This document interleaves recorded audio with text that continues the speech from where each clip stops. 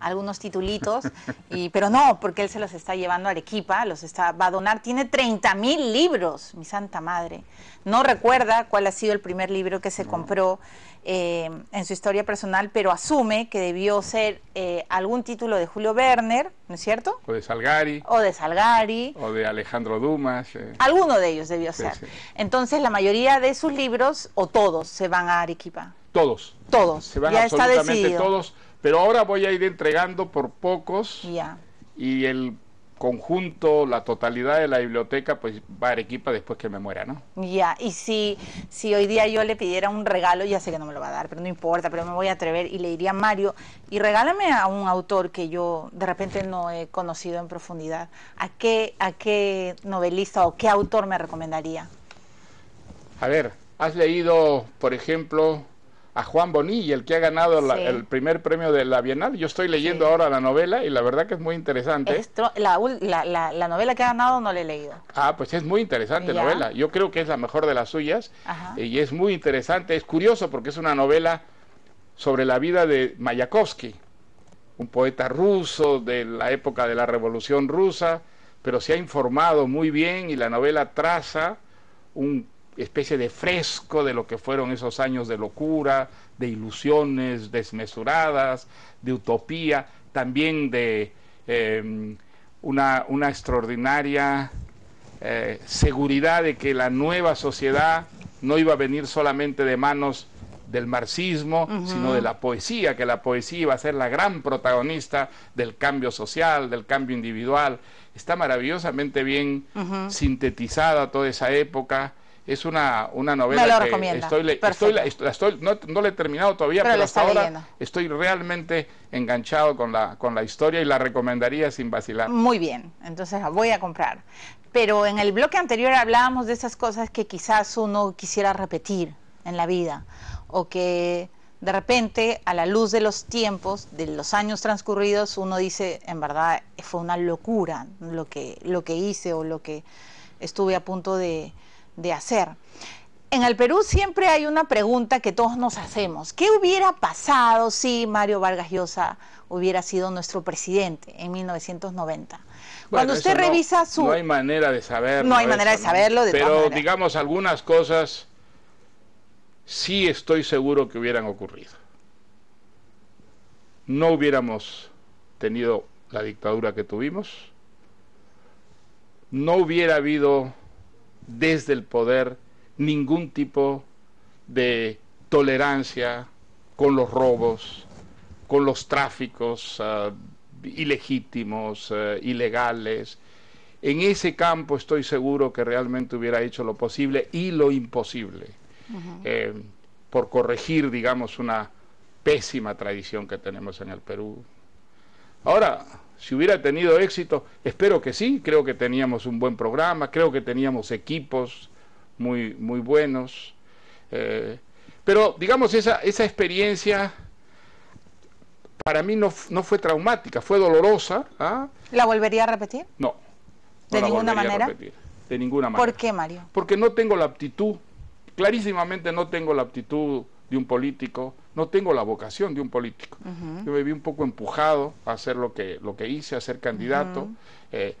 Hice lo posible, hice lo imposible porque trabajé muchísimo, pero nunca tuve la convicción que yo tengo cuando me siento en un escritorio a escribir. Mi vocación es la literatura, no es la política. Pero usted ha intervenido en política y ha puesto, digamos, varios puntos sobre las IES desde hace mucho tiempo. La estatización de la banca, sí, claro, la frenó usted. No, y voy a seguir interviniendo en política cada vez que haya algún problema importante, digamos, y que yo sienta la necesidad de pronunciarme. Eso lo voy a seguir haciendo, porque yo creo, a diferencia de lo que creen muchos escritores hoy en día, que eso forma parte de la obligación de un escritor. Creo que un escritor es un ciudadano, que un escritor tiene la obligación moral de participar en la búsqueda, por lo menos, de soluciones en su país, en su sociedad, en su tiempo.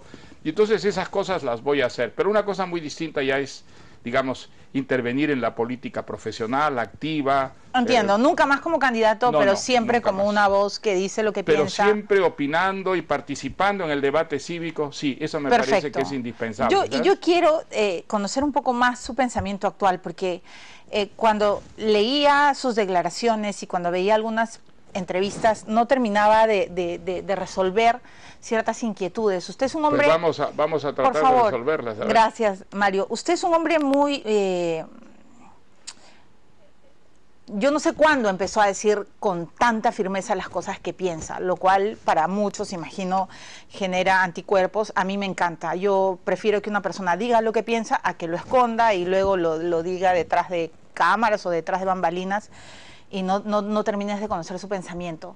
Por eso mismo me inquietó que usted sí pensara que el gobierno de Humala es impecable. Y se lo digo porque... No he dicho impecable, he dicho que el comportamiento de Humala, de acuerdo a aquello que prometió en el General de San Marcos, es absolutamente coherente. No se ha apartado de esas dos cosas fundamentales que prometió y que hicieron que gente como yo lo apoyara, a pesar de no haber votado por él en la primera vuelta. El respeto a la democracia, el respeto a las instituciones democráticas, el respeto a la libertad de expresión, el respeto al derecho de crítica. ¿A eso se refería? Yo creo que eso es algo que él ha respetado, que no ha violentado absolutamente ese juramento, y el respeto a la economía de mercado. Él se comprometió retractándose de lo que era su programa inicial, ¿no es verdad? De que iba a respetar la economía de mercado, es decir, iba a respetar la libertad de empresa, iba a respetar el derecho de propiedad. Siguió la hoja de ruta. Y lo ha seguido escrupulosamente hasta ese momento, y eso es lo que yo he defendido. Y sobre todo entonces porque... estoy entendiendo mejor, porque yo se lo digo y además apelo a su último libro, El héroe discreto, donde los protagonistas también son los extorsionadores, ¿no es cierto? El protagonista principal de su novela tiene una serie de problemas personales, familiares, porque está siendo extorsionado, porque ya no sabe si contratar a seguridad o si pagar por el chantaje.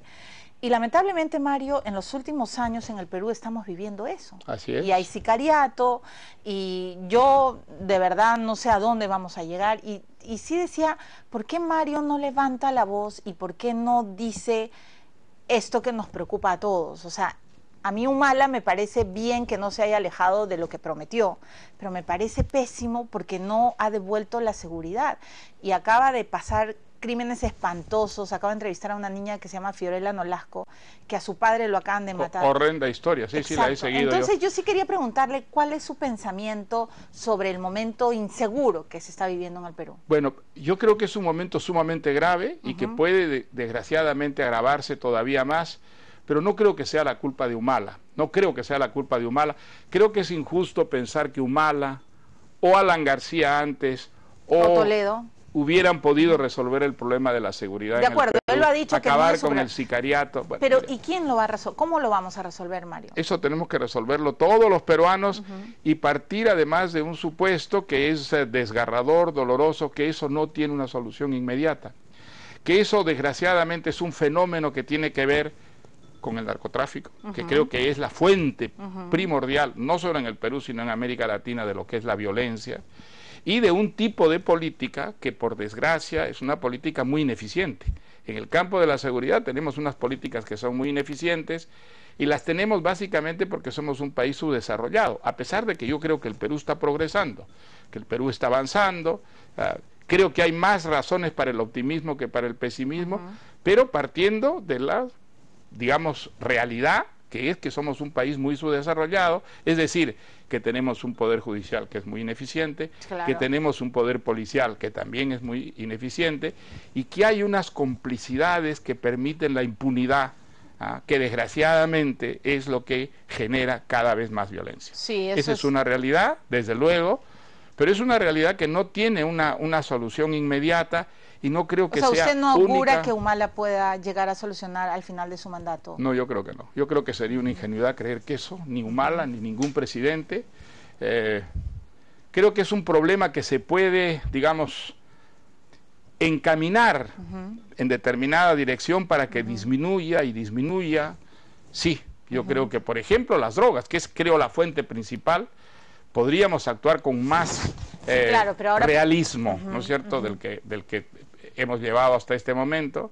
Pero creo que es una ingenuidad pensar que eso en un periodo de 2, de 3 años va a encontrar absolutamente una solución. A mí lo que me preocupa, Mario, es que cada presidente que empieza a gobernar, tengo que ir a una pausa, pero sí le quiero plantear esto, obviamente dice, no empezó conmigo, ¿no es cierto? Y nadie, y en verdad no empezó con nadie, pero...